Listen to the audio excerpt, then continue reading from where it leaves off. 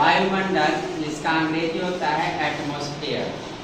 आप सभी बच्चे जानते हैं कि अभी हम लोग जहाँ बैठे हैं तो हमारा पैर जो है या हमारी बेंच, डेस्क, कुर्सी, टेबल, रूम, घर, पेड़ पौधे, ये सब जिस पर हैं उस सबको स्थल मंडल कहा जाता है। ठीक है ना? उस सबको क्या कहा जाता है? स्थल मंडल। लेकिन इस स्थल मंडल के ऊपर, जिसमें हमारा अभी शरीर है, हाथ है, ये सब जो पंखा इसमें चल रहा है, ऊपर खुला जो वातावरण है, ये सामने जिसमें आप हवा देख रहे हैं, बहुत सारी चीजें देख रहे हैं, इसी को हम वायुमंडल कहते हैं। तो जिस पर हम खड़े हैं वो क्या है? स्थल मंडल। और जिस पर खड़े हैं इससे ऊपर जो है वो है वायुमंडल। तो इस वायुमंडल में बहुत सारे गैसें हैं और भी चीजें हैं। ऐसे आमतौर से हम लोग को वायुमंडल देखने से ऐसा लगता है कि सिर्फ इसमें गैस है, लेकिन नहीं, गैस के अलावे भी बहुत सारी चीजें हैं। तो हम लोग वायुमंडल को समझने की कोशिश करते हैं। वायुमंडल की परिभाषा जो हम लोग देते हैं उसमें यह देते हैं कि पृथ्वी के चारों तरफ घिरे हुए गैसीय आवरण, यानी गैस का ये घेरा वायुमंडल कहलाता है। ये हमारा एक परिभाषा हो गया। ऐसे भी समान तौर पर यह भी यही सत्य है कि जिस पर हम हैं, चाहे वो हम हो, जीव जंतु, पेड़ पौधे, पर्वत, पहाड़, नदियाँ, झरने, झील, सब चीज जो हैं वो जिस पर है ये सब ना, वो सब स्थल मंडल है। और इस सब से ऊपर ये जो आपको दिख रहा है, हवाओं का झोंका, घेरा, वातावरण, ये सब हमारा वायुमंडल है। तो वायुमंडल को हम लोग जान लिए, और वायुमंडल को और विस्तार से समझने के लिए हम लोग वायुमंडल की संरचना और उसके संगठन की तरफ जाते हैं। हमारे पास आज हेडिंग है, आप सभी बच्चे देख रहे हैं बोर्ड पर, पृथ्वी का वायुमंडल। ये हमारा आज का हेडिंग है, पृथ्वी का वायुमंडल। अब ये पृथ्वी का वायुमंडल जो है, इसको हम लोग 3 भागों में बांटकर देख सकते हैं। पहला भाग है संरचना की स्ट्रक्चर। दूसरा भाग है भौतिक संगठन, फिजिकल कंपोजिशन। तीसरा भाग है रासायनिक संगठन, केमिकल कंपोजिशन। 2 बातें हैं यहाँ पर, संरचना और संगठन। यह दोनों को थोड़ा समझेंगे हम लोग कि संरचना क्या होता है और संगठन क्या होता है। संरचना का मतलब होता है परत दर परत, और संगठन का मतलब होता है कि किस चीज से मिलकर बना है।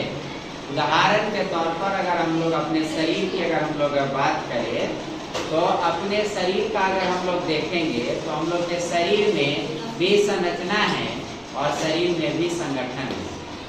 संरचना का मतलब किस अंग के ऊपर कौन अंग है। हमारे अगर नीचे से शुरू करेंगे तो नीचे हमारा एड़ी है, तलवा है, उसके ऊपर घुटना है, पूरा पैर का पोर्शन है, फिर कमर है, कमर के ऊपर क्या है, ये पेट वाला भाग है, फिर सीना है, फिर गर्दन है, फिर क्या है, कान वाला है, सब पूरा शरीर है। नीचे से ऊपर अगर हम लोग देखते हैं तो इस तरह से हमारा एक अंग पर दूसरा अंग पड़ा हुआ है और वो हमारे पूरे शरीर का निर्माण किया है। समझ रहे हैं इस चीज को? ये संरचना हुआ। संगठन का मतलब क्या हुआ, हमारे शरीर में क्या क्या चीज है। तो हमारे शरीर में जो हड्डियां हैं वो ठोस पदार्थ है, ठीक है ना। मांस है वो ठोस पदार्थ है, मांसपेशियां। उसके अलावा जो खून है, पानी है, वो तरल पदार्थ है। और जो गैस हम सांस लेते हैं या छोड़ते हैं वो क्या है, गैस है। तो हमारे शरीर का संगठन जो है वह 3 हो गया, ठोस, द्रव और गैस। तीनों से मिलकर बना है। कुछ पदार्थ हमारे शरीर में ठोस है, कुछ द्रव है, कुछ गैस है। इसको हम क्या कहेंगे, संगठन। संगठन का मतलब क्या होता है, कंपोजिशन, यानी किस किस से चीज से मिलकर बना है। और संरचना का मतलब होता है किसके ऊपर कौन है। समझ में आया? जैसे हमारा घर का बुनियाद नीचे है, उसके ऊपर दीवार है, उसके ऊपर छत है, उसके ऊपर भी फिर छत है, फिर उसके ऊपर छत है, तो एक एक के ऊपर होगा ना, तो एक एक के ऊपर, एक परत के ऊपर दूसरा, एक अंग के ऊपर दूसरा अगर रहे, इसको संरचना कहते हैं, स्ट्रक्चर कहते हैं, ठीक है ना। और यह किस किस चीज से मिलकर ये बिल्डिंग बना है, तो गिट्टी, छल, बालू, कंकड़, पत्थर, ईटा, ये सब चीज से मिलकर क्या बना है हमारा, ये दीवार बना है। तो ये ईटा, बालू, कंकड़, पत्थर, छड़, ये सब संगठन हो गया इसका, कंपोजिशन। और एक एक ऊपर करके जो बना हुआ है यह स्ट्रक्चर, संरचना हो गया। तो उसी तरह से अगर हम लोग वायुमंडल की अगर बात करते हैं, तो वायुमंडल में भी दो बातें आती है, एक संगठन और एक संरचना। संरचना का मतलब हुआ कि ये जो हवा है ना ऊपर, नीचे से लेकर लगभग 10,000 किलोमीटर तक ये वायुमंडल है। हमको ऐसा लगता है कि इतने ही भर में होगा, लेकिन नहीं, ये नीचे से लेकर 10,000 किलोमीटर तक ऊपर तक ये हवाओं का घेरा है, लेकिन नीचे ज्यादा है, ऊपर बहुत कम है।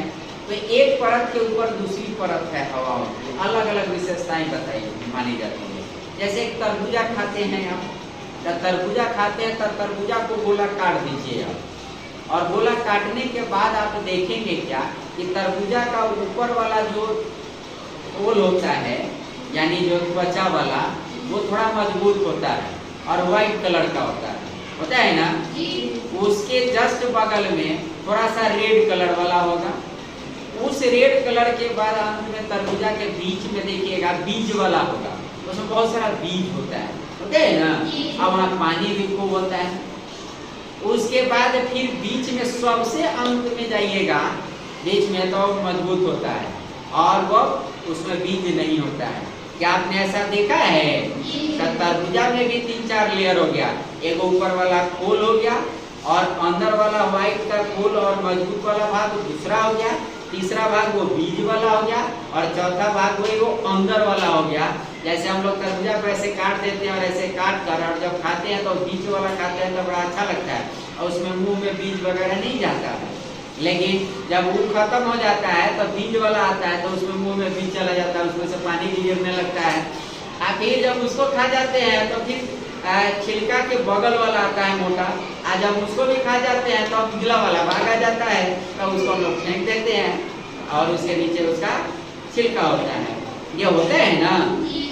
तो ये क्या हुआ है आपका संरचना हुआ, एक के बाद एक हुआ, ये संरचना हुआ। तो सब में अलग अलग है ना, अंदर बाहर वाला थोड़ा मजबूत है, बीच वाला थोड़ा सा मुलायम है, केंद्र वाला फिर मजबूत है। उसी तरह से ये वायुमंडल का जो है ना, अलग अलग हवा का अलग अलग है। नीचे हवा ज्यादा है, इससे ऊपर कम है, इससे ऊपर भी कम है। तापमान नीचे का कुछ और है, उसका ऊपर का कुछ और है, इससे ऊपर का कुछ और है। तो ये सब अंतरे हैं, यानी एक लेयर बना है, परत तरबूजे की तरह, ठीक है ना। दूसरे तरफ उस तरबूजा में भी देखिएगा तो ठोस पदार्थ है, द्रव पदार्थ है, पानी वाला, तो वो सब संगठन हो गया। एक तरबूजा के अंतर्गत क्या होगा, लाल भाग होता है, उजला भाग होता है, पानी वाला भाग होता है, और एक वो बीज होता है। इतना सब चीज तरबूजा फोड़िएगा तो मिलेगा।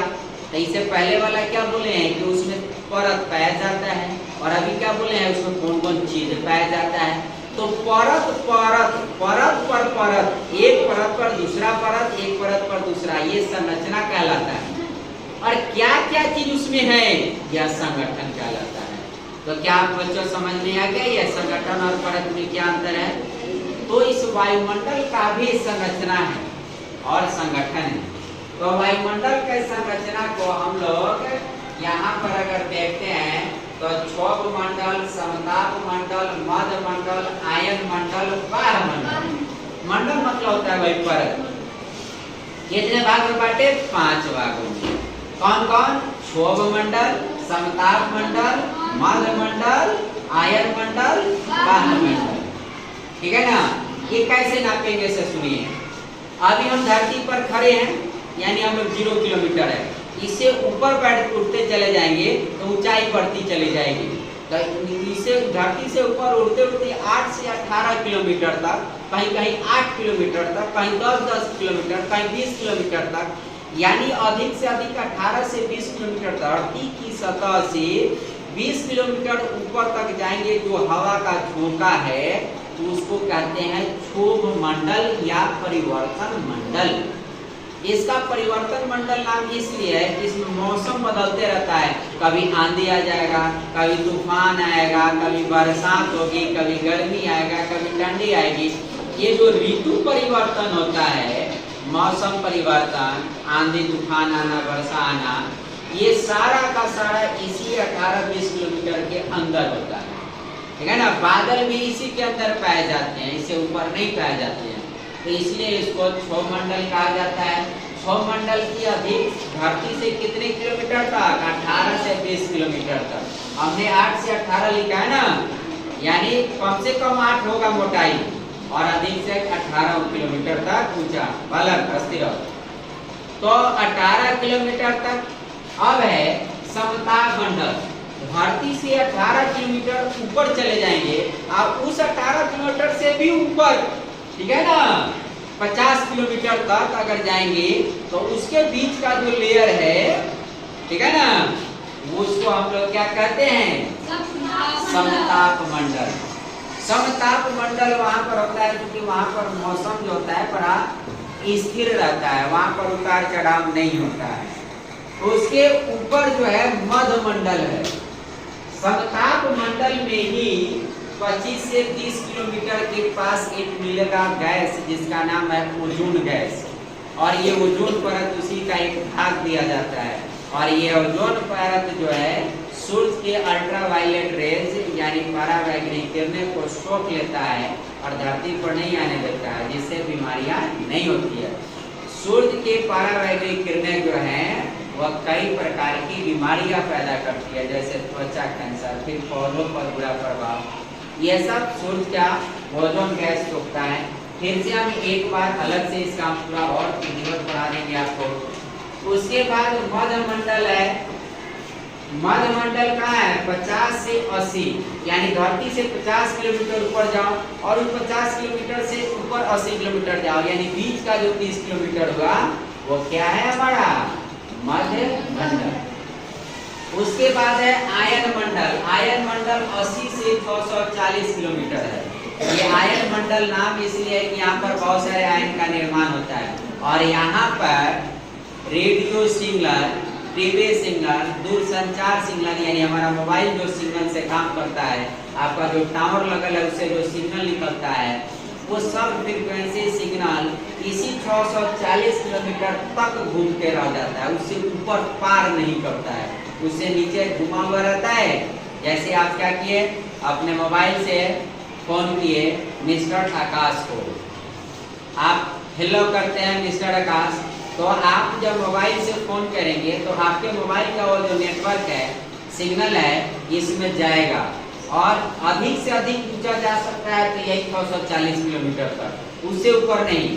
और इसी 640 के बीच में ये मोबाइल फ्रीक्वेंसी घूम रही है और आकाश का जो मोबाइल का सिग्नल है वो इसी के पास है, तो आपका मोबाइल जो है उसके मोबाइल के सिग्नल को कैच करेगा और उसके आप फोन लगा देगा और तब पूछिएगा आकाश कैसे हो, पत्नी क्यों मारी है तुमको, तब जाके यह बताएगा कि पत्नी मार बेलन के इसका जो दांत है वो तोड़ दी है, ठीक है ना। पता नहीं इसी की पत्नी इसको क्यों मारती है, तुम्हारी पत्नी तुम्ही को क्यों मारती है, ठीक है ना। अच्छी बात है, पिटाते रहो, ठीक है। तो अब इसके ऊपर है बाह्यमंडल, वो 640 के ऊपर वाला जो मंडल है उसको हम लोग कहते हैं बाह्यमंडल। क्या कहते हैं? बाह्यमंडल। बाह्यमंडल का होता है बाहरी का मंडल, जो सबसे ऊपर का हो गया। यह अधिक से 640 किलोमीटर से लेकर 5000 10,000 तक अलग अलग वैज्ञानिकों का अलग अलग मत है। नासा एक संस्था है जिसका मानना है कि 10,000 किलोमीटर तक है, आवाज नहीं, ऊंचाई है। तो ये जो हो गया तुम्हारा क्या है? स्ट्रक्चर यानी परत। तो वायुमंडल की कितनी परत है? 5। पहला क्या है? सौरमंडल, ऊंचाई 8 से 18 किलोमीटर तक। दूसरा समताप मंडल 18 से 50 किलोमीटर। तीसरा मध्य मंडल 50 से 80 किलोमीटर। चौथा आयन मंडल 80 से 40 किलोमीटर। पांचवा वायुमंडल 640 किलोमीटर से ऊपर 10,000 किलोमीटर तक। क्लियर। अब आते हैं इधर भौतिक संगठन। भौतिक संगठन का मतलब है कि यहाँ पर कौन कौन चीज से देखते हैं भौतिक रूप से कि कौन कौन चीज का यहाँ पर यानी उसमें परत था यानी लेयर बांटे थे। इसमें ये परत नहीं है, इसका हम देखेंगे संगठन क्या क्या चीज है वातावरण में। तो वातावरण में 3 चीजें हैं, एक है गैस, दूसरा है जलवाष्प और तीसरा है धूलिकण। एक गैस है, गैस का मतलब होता है कि जैसे आप जो सांस लेते हैं तो ऑक्सीजन है, तो इस वातावरण में 21% ऑक्सीजन है जिसको प्राणवायु कहा जाता है, सभी जंतुओं के लिए आवश्यक है। दूसरा है नाइट्रोजन 78% है, ये सभी पौधों के लिए आवश्यक है। हाँ ठीक है, तो 78% है और 78% या नाइट्रोजन बहुत ज़्यादा मात्रा में है जो वातावरण को ऑक्सीजन से जलने से बचाता है। इनके अन्य भी कार्य हैं, ठीक है। उसके बाद है जलवाष्प, जल के कण। जब धरती पर सूर्य का प्रकाश जो है इस धरती पर पड़ता है, आप क्या करते हैं, ये टेबल है, इसको पानी से पोंछ देते हैं, कुछ देर के बाद पानी सूख जाता है। कहाँ चला जाता है पानी? वो भाप बनकर जलवाष्प बनकर इस वातावरण में उड़ जाता है और गर्मी कस की रहती है तो वो उड़ते रहता है। अगर गर्मी कम हो गई, ठंडी हो गई तो वो नीचे बैठने लगता है। जैसे ठंडे के दिनों में वो बैठने लगता है तो हमको कुआ दिखाई देता है, ओस दिखाई देता है। रात के समय में ओस वही जलवाष्प बन के गिर जाता है, आप सब देखते होंगे, ठीक है ना। तो ये जलवाष्प भी है और यही जलवाष्प ऊपर जाकर क्षोभ मंडल में बादल का निर्माण करता है और यही बादल वर्षा कराते हैं। और ये जलवाष्प बनाने में पेड़ पौधे का भी योगदान होता है। आप सभी बच्चे को ये चीज पता नहीं रहता है, हमारे गांव में समाज के लोग ये कहता है कि पेड़ रोपना चाहिए, पेड़ से वर्षा होती है।